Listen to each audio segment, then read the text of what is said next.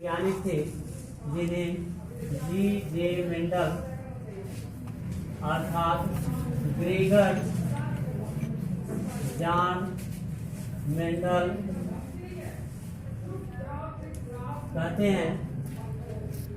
इन्होंने आनुवंशिकता की नींव सर्वप्रथम डाली थी और इस आनुवंशिकता की नींव में ये जो अध्ययन किए थे यह मटर के पौधों पर अध्ययन किए थे और मटर के पौधों पर अध्ययन करने के पश्चात इन्होंने आनुवंशिकता के 3 नियमों का प्रतिपादन किया। किंतु आनुवंशिकता के तीनों नियमों का अध्ययन करने से पहले आप इस ग्रेगर जॉन मेंडल के जीवन पर प्रकाश डालेंगे। देखिए, ग्रेगर जॉन मेंडल का जन्म 22 जुलाई सन 1822 को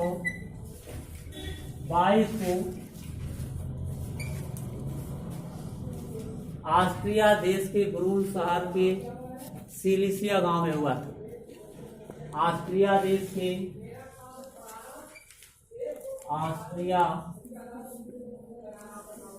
के ब्रून शहर के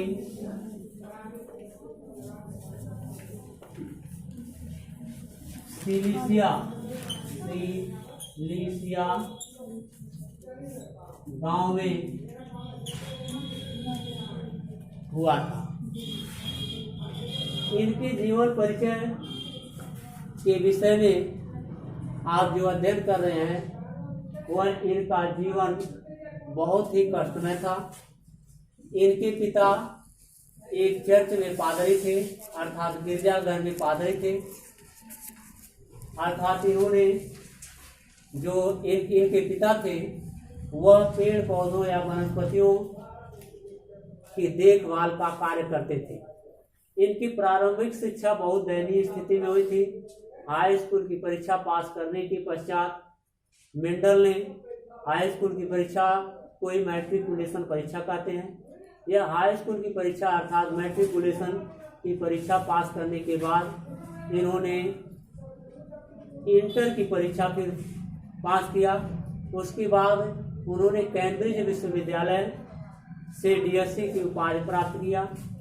उसके पश्चात इन्होंने मेंडल ने अपने अध्ययन के साथ साथ अपने पिता के कार्यों में हाथ को बटाने के लिए पहुंच जाते थे और जब इन्होंने अपने पिता के साथ अपने पिता के कार्यों में हाथ बटाते थे उसके बाद धीरे धीरे मेंडल को वनस्पतियों से तीव्र लगाव हो गया। इतनी तीव्र लगाव हो गई कि जब तक मेंडल ने वनस्पतियों को देखते नहीं थे तब तक उनको ऐसा लगता था कि कोई वस्तु हमारा खो गया है।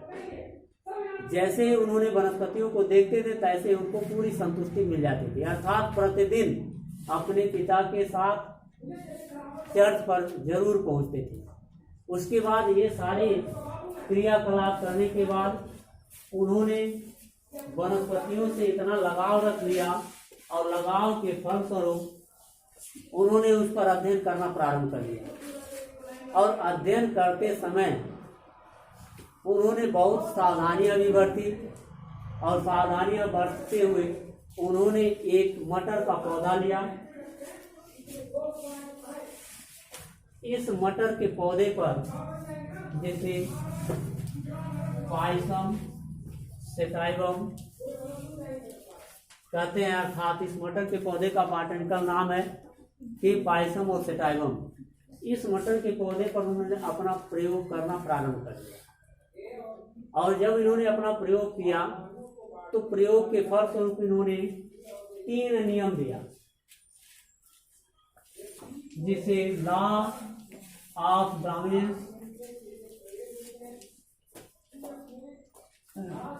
दूसरा लॉ ऑफ सेग्रीगेशन, तीसरा लॉ ऑफ इंडिपेंडेंट अर्थात प्रभाविता का नियम, लॉ ऑफ डोमिनेंस, पृथक्करण का नियम, लॉ ऑफ सेग्रीगेशन, और युग्मकों के स्वतंत्र अपविभजन का नियम जिसे लॉ ऑफ इंडिपेंडेंट असॉर्टमेंट कहते हैं, युग्मकों के स्वतंत्र अपविभजन का नियम कहते हैं। इन तीनों नियमों का प्रतिपादन किया। उन मटर के पौधे पर अध्ययन करने के फलस्वरूप मेंडल ने तीनों नियमों को लिखा और इन्होंने एक अपनी पत्रिका थी, उस पत्रिका का नाम था द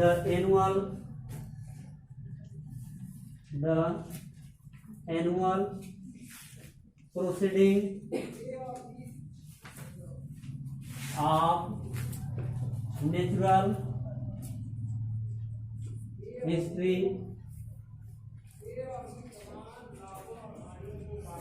सोसाइटी ऑफ ब्रून। ये मेंडल की पत्रिका थी, पुस्तक थी। इस पुस्तक का नाम था कि the annual proceeding of natural history society of Brunn. इस पत्रिका में उन्होंने अपने इन तीनों नियमों, इन्हें law of dominance, law of segregation और लॉ ऑफ इंडिपेंडेंट असॉर्टमेंट, इन तीनों नियमों का प्रतिपादन किया। किंतु उस समय किसी भी वैज्ञानिकों का ध्यान इनके इन तीनों नियमों की तरफ आकर्षित नहीं हुआ, क्योंकि उस समय जैव विकास की परिकल्पना चल रही थी, ऑर्गेनिक इवोल्यूशन जिसे कहते हैं, जैव विकास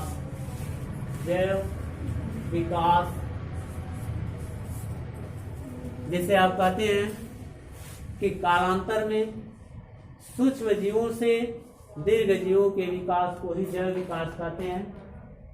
अर्थात ऑर्गेनिक इवोल्यूशन के निम्न कोटि के जीवों से दीर्घ कोटि के या उच्च कोटि के जीवों के विकास के क्रम को ही जैव विकास कहते हैं। इसका अध्ययन उस समय वैज्ञानिकों ने जैव विकास के अध्ययन में विलीन थे। उस जैव विकास के अध्ययन पर काफी जोर दे रहे थे और मेंडल के इन तीनों नियमों की तरफ किसी भी वैज्ञानिकों का ध्यान आकर्षित नहीं हुआ। किंतु सन 22 जुलाई 1822 को इनकी मृत्यु हुई थी और 1884 में इनका जन्म हुआ था। 22 जुलाई सन 1822 को इनका जन्म हुआ था और 1884 में इनकी मृत्यु हो गई थी। इस 22 और इस 84 के बीच इन्होंने आनुवंशिकता के इन तीनों नियमों का प्रतिपादन कर दिया था, लेकिन इस जैव विकास की परिकल्पना चलने के फलस्वरूप कोई वैज्ञानिक इनके नियमों की तरफ आकर्षित नहीं हुआ और इन्होंने अपनी उस law of dominance, law of segregation और लॉ ऑफ इंडिपेंडेंट असॉर्टमेंट तीनों नियमों को अपनी इस पत्रिका the annual proceeding of natural history society of Brunn नामक पत्रिका में इन्होंने प्रकाशित कर दिया। उसके बाद इस 84 में इनकी जब मृत्यु हो गई, उसके 16 वर्ष बाद अर्थात सन 1900 में कितने वर्ष हो गए? 16 वर्ष।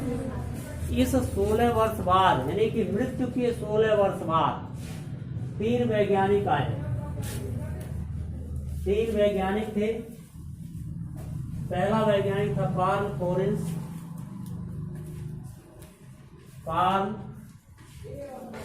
फोरेंस, ह्यूगो डी ब्रीज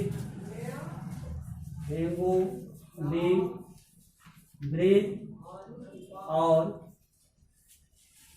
सरमार्क।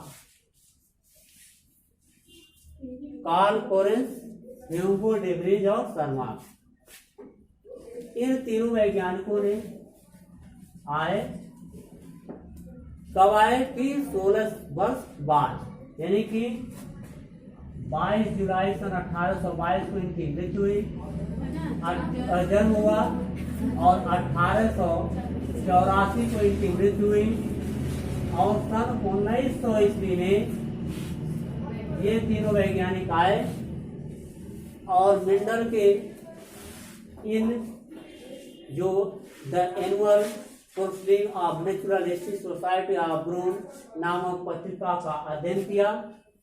और जब पत्रिका का अध्ययन किया तो इन तीनों वैज्ञानिकों ने जब मिल करके देखा तो मेंडल ने जो अपना नियम law of damage, law of segregation और लॉ ऑफ इंडिपेंडेंट असॉर्टमेंट, तीनों नियम जो दिया था, उन तीनों नियमों का ये तीनों वैज्ञानिकों ने अध्ययन किया, दोहराया, और जब पाया कि मेंडल ने जो लिखा है वो सत्य लिखा है और उपलब्धि उनको मिलनी चाहिए,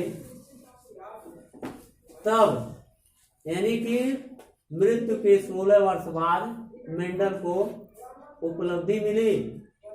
अर्थात तभी से हम लोग आज मेंडल को याद कर रहे हैं, अन्यथा ये तीनों वैज्ञानिक नहीं आते तो हम लोग मेंडल को आज नहीं जान पाते कि कौन थे।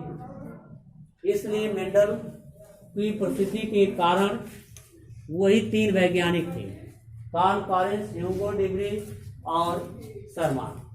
ये तीन वैज्ञानिक आए और इनके नियमों को दोहराए और दोहराने के फलस्वरूप इनको उपलब्धि मिली। अब ये रहा मेंडल का जीवन परिचय। मेंडल ने किस संघर्ष के फलस्वरूप अपनी उस पत्रिका में अपना नाम रोशन किया। क्वेश्चन ऐसे पूछ देता है कि मेंडल की कौन सी पत्रिका थी जिसमें उन्होंने आनुवंशिकता के नियमों का प्रतिपादन किया था, तो आपको देना होगा कि the annual proceeding of naturalistic society of Brunn. तो अब इस पत्रिका का संपादन मेंडल ने किया था। उसके बाद अब उन्होंने क्या नियम दिया था उसका अध्ययन करेंगे। फर्स्ट लॉ उनका था लॉ ऑफ डोमिनेंस, जिसे कहते हैं प्रभाविता का नियम। प्रभाविता का नियम, देखिए इस प्रभाविता के नियम में मेंडल ने क्या किया था कि लाल और सफेद पुष्प लिया, मटर के पौधे पर उन्होंने प्रैक्टिकल किया था, और मटर के पौधे पर प्रैक्टिकल करने के कारण थे कि उन्होंने दूसरे पौधे पर क्यों प्रैक्टिकल नहीं किया था। क्वेश्चन पूछ देता है कि मेंडल ने मटर के ही पौधे पर अपना प्रयोग क्यों किया था, तो उसका कारण यह देना होगा कि मटर के पौधे का जीवन चक्र बहुत कम होता है, अर्थात 3 महीने में ही हमको उससे फली मिल जाती है। वो ऐसे पौधे का चयन कर लेते कि जिनकी आयु लंबी हो और एक साल में या 4 साल बाद, ऐसे आम का पौधा हम लगा दें और 10 साल के बाद पुष्प फली हमको मिले, तो उसमें 10 साल बाद बैठ के इंतजार करना पड़ेगा। इसलिए मेंडल ने मटर के पौधे का लाइफ साइकिल कम होता है, इसलिए मटर के पौधे पर ही अपना अध्ययन किया। उन्होंने क्या किया था कि और कारण क्या है कि मटर के पौधे के पुष्प की बनावट ऐसी होती है कि जब उसमें उमंग और जायांग जो होते हैं वो पूर्ण रूप से बंद किए रहते हैं। जब तक मटर के पुष्प में निषेचन नहीं होता है तब तक उनकी पंखुड़ियां खुलती नहीं। अर्थात ये मेंडल पूर्ण रूप से सेटिस्फाइड थे कि इसमें केवल सेल्फ पोलिनेशन ही होगा, अर्थात क्रॉस पोलिनेशन यानी कि पर परागण उसमें नहीं होगा, सेल्फ पोलिनेशन यानी स्वतः परागण ही होगा।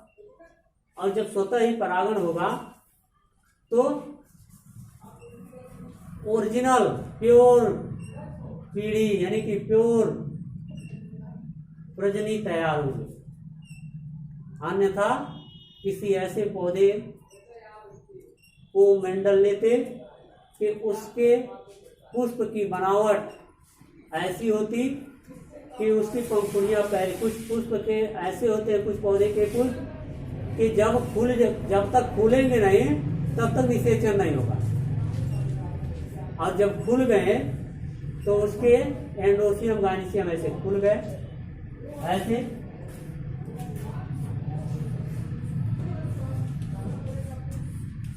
इस तरह से फूल गए, और जब ऐसे फूल जाएंगे तो कोई भी कीट पतंगा किसी भी दूसरे पुष्प के परागकणों को लाकर के इसके वर्तिकाल पर डाल सकता है, और जब इस तरह से डाल देगा तो कोई भी वैज्ञानिक आएंगे उसकी अंगुली उठाएंगे कि नहीं आपने जो फर्टिलाइजेशन या संकरण हाइब्रिडाइजेशन कराया है वो हम पूरा सेटिस्फाइड नहीं है कि इसी का पुंकेसर इसके स्त्री के सर पर पड़ा हो।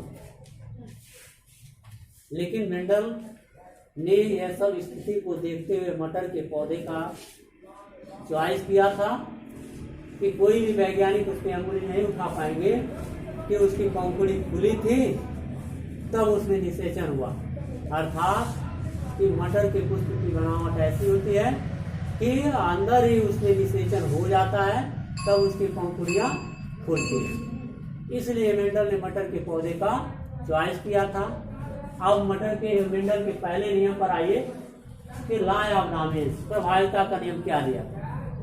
उन्होंने क्या किया था कि लाल और सफेद पुष्प वाले पौधों के बीच संकरण कराया, जिसके फलस्वरूप प्रथम पुत्रीय पीढ़ी में संकर पौधे उत्पन्न हुए।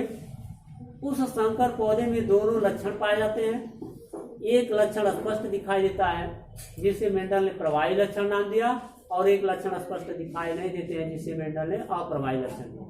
मेंडल ने प्रवाही और अप्रवाही दोनों लक्षणों को मिला करके प्रवाहिता का नियम दे दिया, अर्थात मेंडल ने लाल, रेड एंड व्हाइट, लाल के लिए उन्होंने कैपिटल आर ले लिया, सफेद के लिए उन्होंने स्मॉल आर, लाल का कैपिटल आर सीक्वेंस ले लिया और इसका स्मॉल आर ले लिया।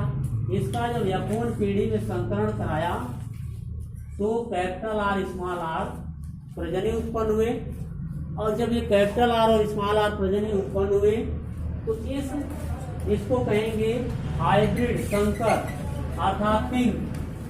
कैपिटल आर स्मॉल आर जो मिला इसको कहेंगे पिंक संकर या गुलाबी, अर्थात इसके दोनों लक्षण मिल रहे हैं, लेकिन एक लक्षण ये स्पष्ट दिखाई दे रहा है और ये स्पष्ट दिखाई नहीं दे रहा है, अर्थात जो सबल रहता है वह दुर्बल को दबाया रहता है। ये तब इनके प्रभाव को क्या करती है, छिपा रहा है, और जब इनके प्रभाव को छिपा रहा है तो ये प्रभावी कहलाएगा, और ये छिप रहा है दब रहा है तो अप्रभावी कहलाएगा। मेंडल ने नहीं प्रभावी और अप्रभावी दोनों लक्षणों को मिला करके प्रभाविता का नियम दिया, अर्थात परिभाषा देंगे कि मेंडल ने लाल और सफेद पुष्प वाले पौधों के बीच संकरण कराया, जिसके फलस्वरूप प्रथम पुत्रीय पीढ़ी या पूर्ण जीवन में संकर पौधे उत्पन्न होते हैं, और जब संकर पौधे उत्पन्न होते हैं जिसमें दोनों लक्षण पाए जाते हैं, किंतु एक लक्षण स्पष्ट दिखाई देता है जिसे मेंडल ने प्रभावी लक्षण नाम दिया, और एक लक्षण स्पष्ट नहीं दिखाई देता है जिसे उन्होंने अप्रभावी लक्षण नाम दिया। मेंडल ने प्रभावी और अप्रभावी दोनों लक्षणों को मिला करके लॉ ऑफ डोमिनेंस अर्थात प्रभाविता का नियम दिया। आज के इस वीडियो में यहीं तक समाप्त किया जा रहा है। अगला नेक्स्ट डे।